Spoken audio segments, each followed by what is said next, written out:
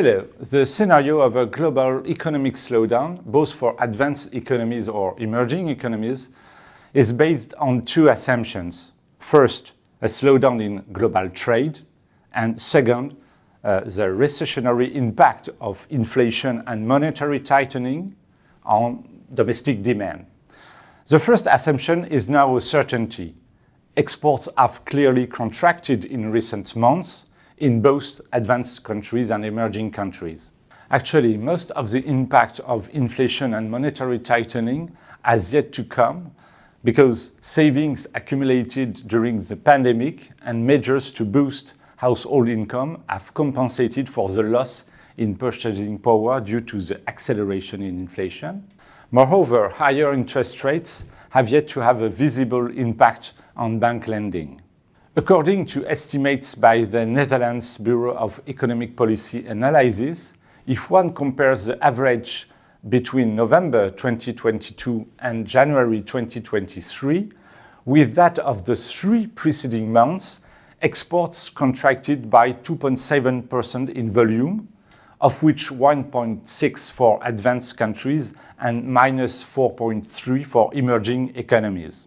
Even for China, for which exports were very dynamic last year, over a 12-month period, exports were down by 2% compared with their peak in September 2022.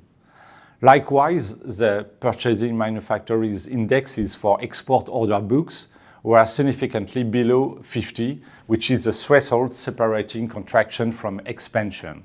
In Asia, there has been a particularly sharp decline in exports, not only for China.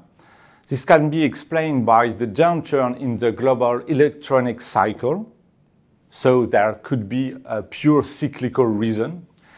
Yet structural factors could also be at work, notably the famous so-called trade decoupling between the US and China. Indeed, since the outbreak of the trade war between the US and China in 2017, there has been a real break-off in external trade, according to the Peterson Institute for International Economics. For instance, for transport equipment, the decoupling effect was very strong. Aircraft and engine exports were down threefold between 2017 and 2022. And also exports of cars, trucks and spare parts were cut by a factor of 2.5. And lastly, exports of services were down by about 30% during the same period. When it comes to trade, the structural decoupling is not necessarily negative for third countries. True, there is a negative impact on the external trade through the multiplier effect of world trade, whether due to higher trade barriers or bans or restrictions on trade. Regarding the impact of the reshuffling of value chains, the consequence may differ. It could be negative or positive depending on the country's status, namely countries that are simple links in supply chains without the capacity to improve their position among the other suppliers. They will be hit at least by the impact of higher trade tariffs, or at worst, they will be evicted from the new supply chains. But the value chains reshuffling may be positive for countries that can substitute in for the United States or China as a supplier in the new supply chains, or if those countries threaten their positions among intermediate suppliers.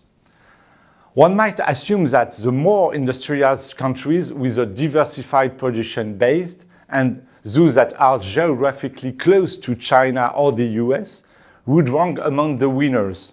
Actually, a recent IMF study shows that between 2018 and 2022, countries like Japan and South Korea, which are very industrialized countries, have experienced a decrease in their shares in Chinese imports, whereas on the contrary, countries like India, Malaysia or Vietnam have seen their market shares increased.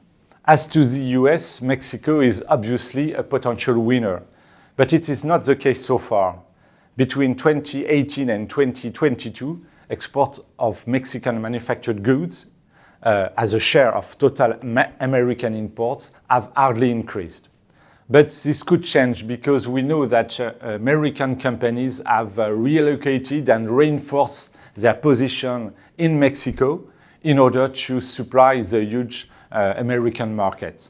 That's all for me. Thank you for your attention and see you next week for your 2 minutes of economy.